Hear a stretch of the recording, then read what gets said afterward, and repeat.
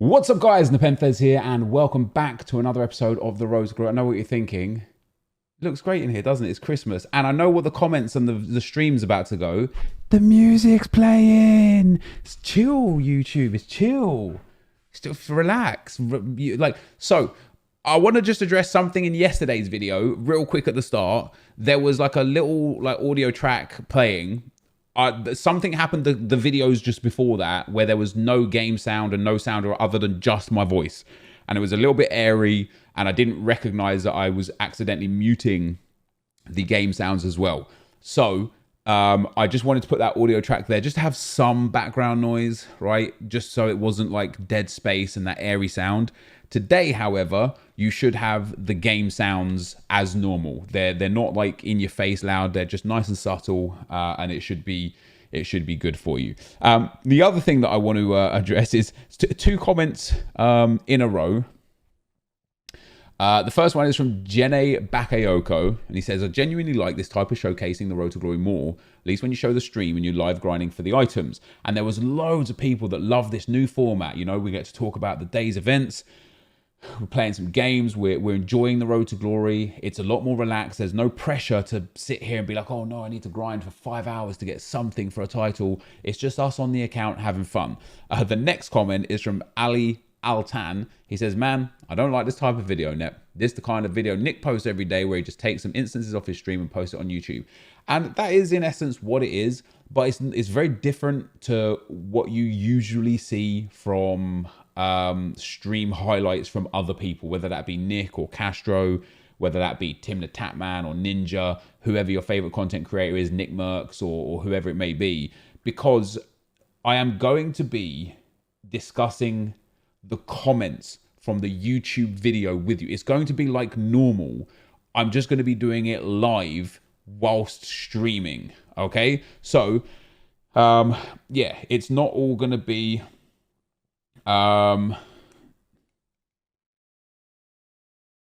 it's not all going to be, you know, exactly streams condensed and stuff. There's a bit more involved. Outside of that, I want to start off today talking about the SBCs that are available and why I'm pretty much not going to do them. There's one that does interest me a little bit. But first of all, we have the Diego Carlos SBC. I personally think EA released this by mistake. They didn't tweet it. There is no Road to the Final promo right now, although there is expected to be another Road to the Final promo maybe starting on Friday. There is no mention of this card on their Instagram, on their socials, on any website. Like, it is just there, right? So I think they released it by mistake. They didn't remove it, so maybe they were like, never mind, let's just leave it there. Looking at this card, hello, EA. Looking at this card, I got excited for this card. I think it's a good card. Medium high work rates, 4-star weak foot on a centre back, 3-star skill moves, really nice, 6'1", great pace, really well-rounded dribbling and physical. His defending obviously is very good. His balance is a little low. His passing is real nice for a centre-back as well, 85 short passing. And we were discussing whether or not he was worth the sort of 70-ish K that you have to pay for him, maybe 75K. And my initial response was, no, it's like maybe 65K to 70K. My initial response is, yeah, it's worth it. Like, the main reason being is it's a quality card. Sevilla are very likely to advance through the first stage of the Europa League knockout, so he'll go up to an 86, which will be a nice boost. The card is relatively cheap at, 65, 70K, and you get 2 packs back, a Premier Election Players pack and a Prime Election Players pack, so all things look good until you consider when this card gets upgraded. This will get upgraded on the 28th of February, and I sit there and I think to myself, for right now, this card doesn't get into my team, right? In fact, even if he was an 86, he'd struggle to replace PK or Rafael Varane untradeable that I have, even if he was an 86.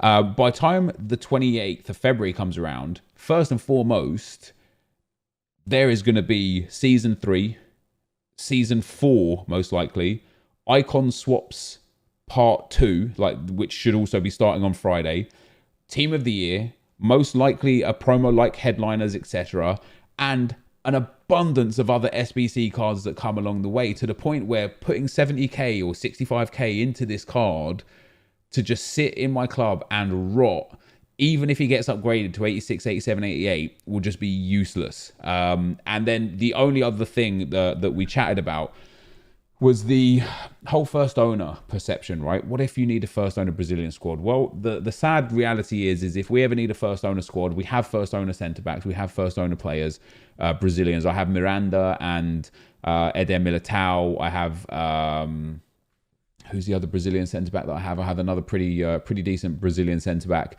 and just in general, I have lots of Brazilian first owners. Gabriel Paulista, to the point where they're usable.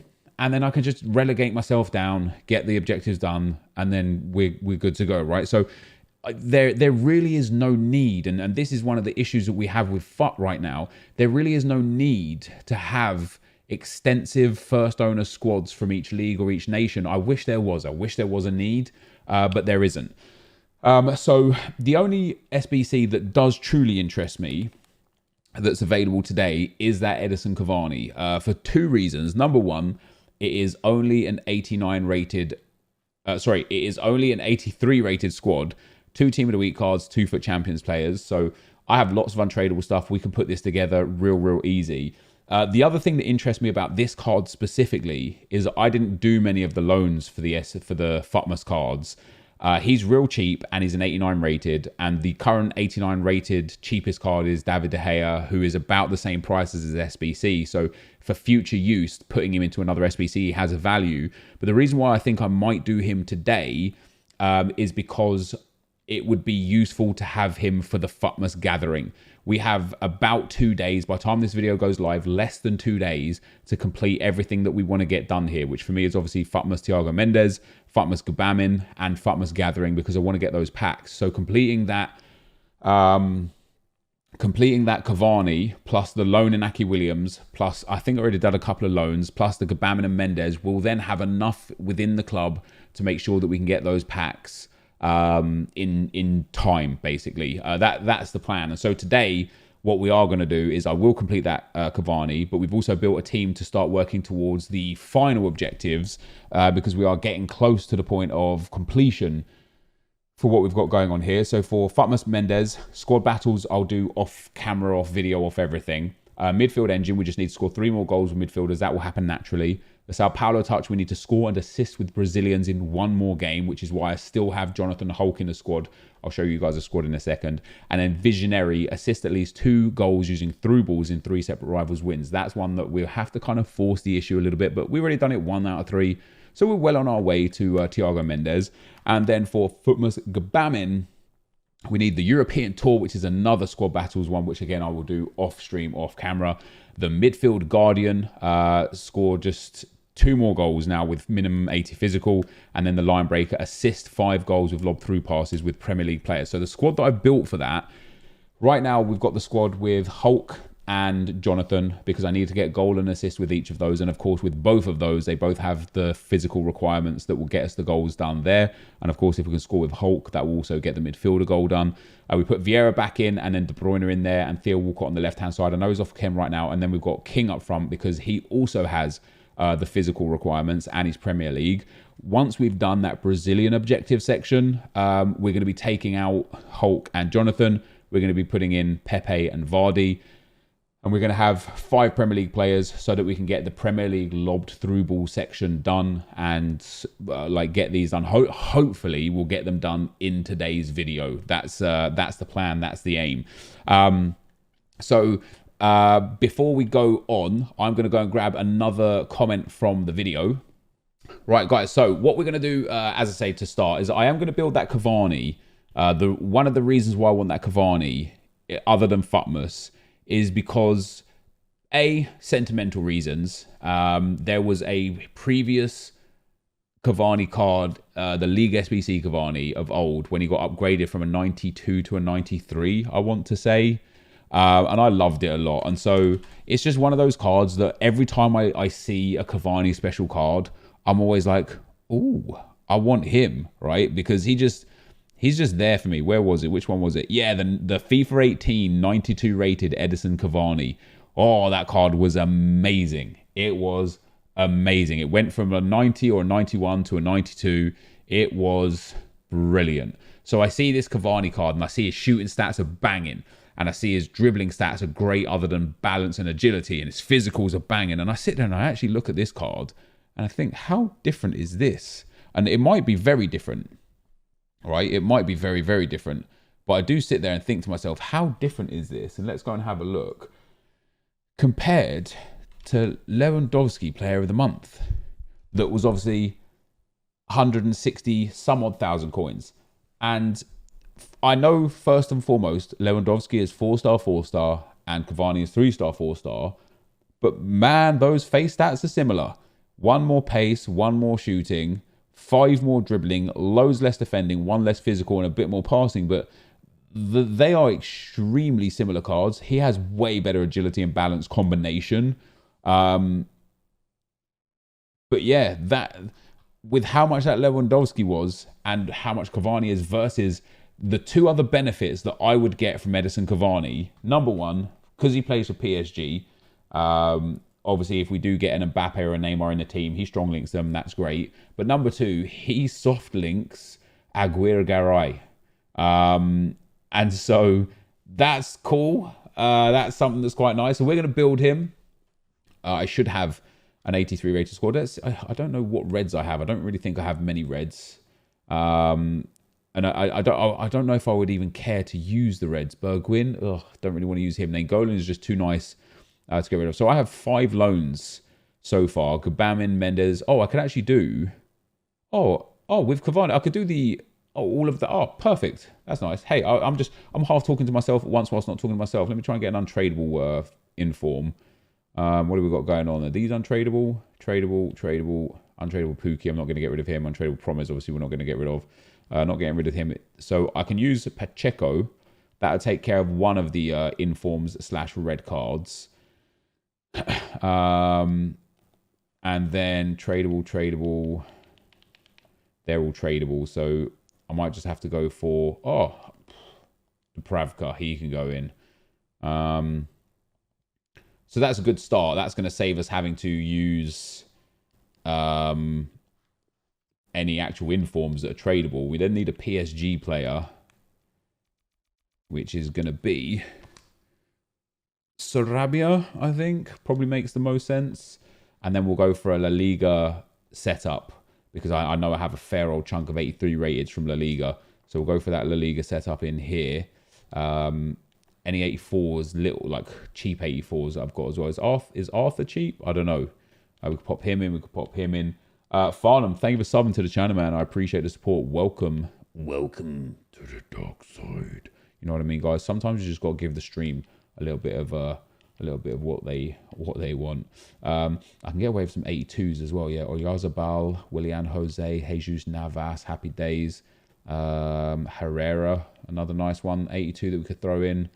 Let's take in an... I don't really need an 81. Let's pop Borja Iglesias in. He's nice and cheap. William Carvalho. So this is our first completed... our first fully completed card from the Futmas section, which is quite nice. Is Barcher worth loads right now? I don't particularly want to use him if he's like loads. I know Raul Albiol sometimes is worth like a whole chunk as well. Right, that's 82 rated. That's 83 rated. Let's get an 82 in over an 83. Right, so that is the perfect threshold. So there you go, guys. That's what we're going to turn in for Cavani. That's not bad, man. It's not bad. There's no pack back, obviously, but it's not bad. It's our first Futmas card completed. He's not going to get in our squad right now, but he also strong links to Di Maria for us as well. So we got a lot of a lot of good can come from this Cavani card. I'm not going to do a Naki Williams. It's just another pace merchant striker that I have already way too many of. It's fair to say that Cavani's probably not going to feature all that much outside of just getting the objectives done either. And then we can obviously reuse him in an SBC somewhere down the line. But in the meantime, guys, we're going to get into some Rivals games. And we're going to just try our best to get these 2 Futmas objectives done as quick as possible. before we actually get into the first game, one comment that I wanted to take from the video was from Blue Jay. He says, "Hi Nep, what do you mean when you use the term liquid in FIFA? Keep up the good content." So just quickly, because I actually do get asked this question a lot, and I would like to preface this by stating that I know I'm not a pro trader. I know that I don't apply myself when it comes to trading. I know that, Run the Foot Market Nick and whoever else it may be out there, I can't think off the top of my head, bangs for trading, but I still have an understanding. And so in terms of liquid, that's the actual number of coins you have in the top left-hand corner. So I have 1.15 coins liquid right now, right? In terms of assets, that's what you have in the club as assets. So when I say, you could use this, you could complete an SBC for 50k liquid coins or 50k assets, the difference is your assets might be untradeable, so you can't actually realize those coins. So for example, for that Cavani that I just did, instead of, I used 40k's worth of assets. Now I could have sold most of those players. Obviously I couldn't have sold the 2 red players, but I could have sold most of those players and just had coins instead. If I didn't have those assets in the club, I would have had to use liquid coins to go and buy those players to complete that Cavani. So my coin balance would have moved. So when I talk about, how many coins I would have liquid if I went liquid, I look at like my consumables, for example. I have like 300 squad fitness cards. There's 295 of them are tradable. Right now, what are they selling for? I mean, they're 750 now on bin, 800 on bin, which means I know for a fact I will get 1,000 coins for each one of these cards. So I know for a fact I have at least 300,000 coins of assets in my club, let alone everything else, all the players and stuff. I probably have about with Vieira as well, I probably have about 4 to 5 million coins in assets in my club. And then I have 1.15 liquid. So that's where the terms liquid and what somebody put it in my chat, fixed assets versus liquid assets. That's where we're at. So because we're doing so much gold pack method, obviously the gold pack method is really, really efficient, especially during times where EA are putting out daily SBCs. For whatever reason, they're not putting out daily SBCs right now, but there you go. There's that 1k squad fitness card, this physical card, which is probably selling. Yeah, look at that, 500 coins for the squad fitness card. That's already 1.5k returned from those 2 items. Contracts aren't selling yet. I have a feeling contracts will start selling again when Icon Swaps 2 comes out. So that will give me 2k back in total. And then it's just whether or not these players are worth anything. And right now I have too many players in my club for 5k pack method to really be worth like too much. As we've explained before, it's best to do it when you don't have all that much in your club, because when you get a player that's not worth anything right now, you don't want to be selling it. You want to be holding on to it. But if you have so many players in your club that you're just getting an immense amount of duplicates, it's obviously not a good look, because you're having to sell them for 500 coins or 600 coins instead of waiting until they're worth lots of coins. However, a pack like this is another good one, because that Jardel Blue, even right now, he looks like he's about 1,400 coins, or maybe not, maybe over 1,000 or less. But this is a sort of card that will bang for price when the time is right. Maybe even this guy as well, actually. Yeah, he's not worth anything right now, but he might never be worth anything either. But that's where we're at, why I have so many squad fitnesses right now, and typically why my club is so stacked as well. Although I did the Icon SBC, so my club isn't as stacked as it was. But we're up at 4,400 players almost now, and that is most gold. For a change, I really don't have much by way of bronzes and silvers. I've done a lot of silver pack method actually, but bronze pack method is the least kind of engaged I've been with bronze pack method ever, to the point where I would largely expect most packs to have near no duplicates. I know that first one had some duplicates in there, but yeah, I would expect this to have no duplicates, and that is a my bad moment, because when Thursday rolls around and marquee matchups comes out, if I don't have all the bronze players that I need, maybe I'm underselling myself here a little bit, but if I don't have all the bronze players that I need, I'm going to end up losing out on making tens of, if not hundreds of thousands of coins, and that's not something I particularly want to do. So maybe I'll go and set up on bronze pack method in the next day or so, and just sit here and spend 40, 50, 60,000 coins on bronze packs just to flood it up. Chinese league centre back. 550 coins. I could get my coins back for him, but I'd rather use him in the SBC. But anyway, we are now actually going to go and get into a game. There was a stage where every single silver right wing or left wing, no matter their nation or their league, just soared in price. Could tackle that.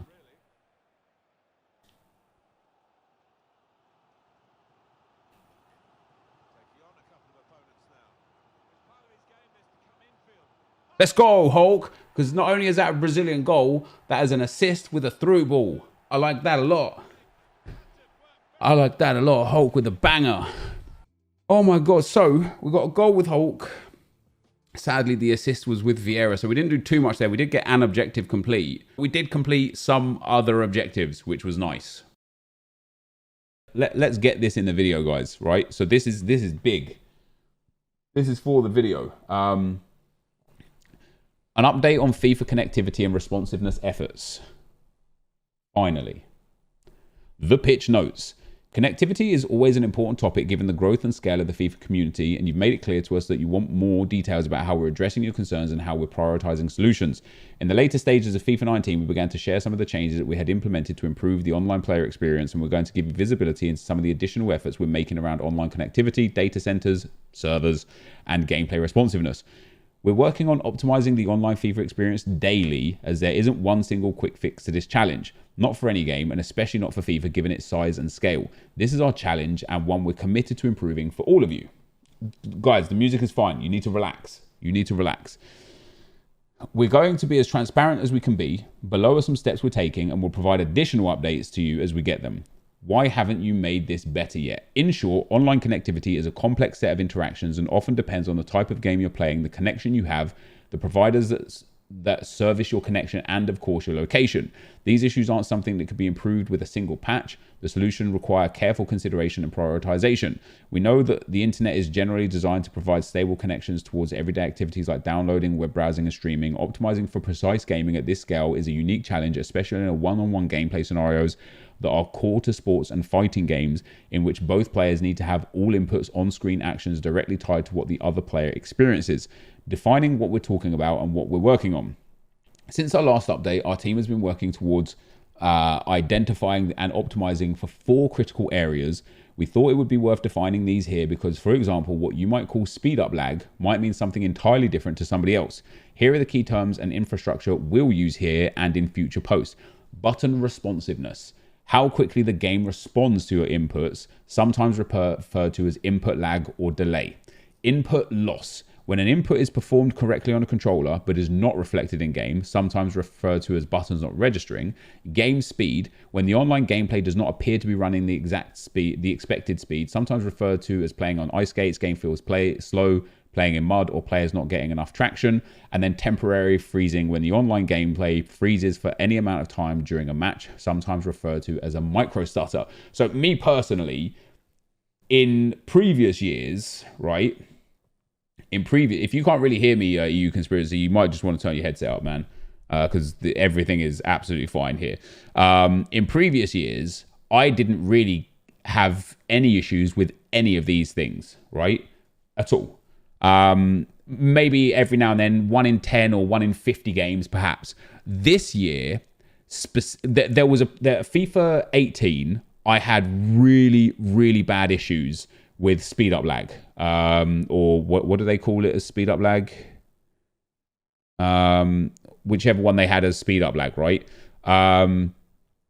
This year, I have this as an issue an awful lot. And I have this as an issue an awful lot, to the point where I considered at times that maybe my controller is broken, right? Sometimes I'm like, oh, is this me? Like, is this my issue? But ultimately, I guess it seems it's not. We have been actively working on these things, and they're not the only factors we're testing and trying to improve. And there are often trade-offs that we have to consider when optimizing the game. For example, the game stutters when packets are getting stuck over the internet. We have intentionally made the game more responsive over the years, which, okay, kudos, which means that if you have a slower internet connection, that you could see more stutters. We could artificially smooth this out, but that would result in greater delay for other players. Below are a few additional areas we're working on to enhance the overall experience as we investigate solutions. Some of these will not bring immediate changes to the gameplay experience, but it's important to understand that there are many factors to consider as we go, and we have ongoing investigations and planned live tests to consider strengthening the experience. So, live testing. Some connectivity and responsiveness solutions require live testing in order to gain real-world understanding of their impact. We're in the process of setting up and conducting this testing with a limited group of key players. These tests will provide us with valuable data that will inform future actions taken by our team. The first ones will be looking at button responsiveness and input loss, which I do believe is the biggest factors right now. You can expect to hear more about some of these scenarios early in the new year. Cool.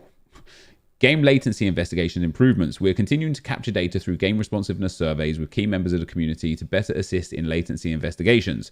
Our most, I will just say this, right? Key members of the community is game changers, EA ambassadors, that kind of thing, right? Maybe pro players. Typically, these people already have some of the best internet. And so I feel like whilst their input is valuable and valid, needs to not be the only pool of people that they get their data from. They need to also give it to people with average internet and bad internet and just quite good internet. They need to give it to people from South America and East Asia and Africa. Like, it needs to be from everywhere, not just key people. Like because that isn't a good enough pool in my opinion. And now obviously EA know a bit better than me, but in my opinion, it needs to be a little bit more than just some key people. So, and again, not to say that the key members of the community shouldn't have access to it. They should. I just think more should. Our most recent survey happened last week, and it's the third time we've run one like this since launch. The data generated from these surveys allows us to identify key areas of improvement, as in helping to drive solutions around the topics noted above. Data centers.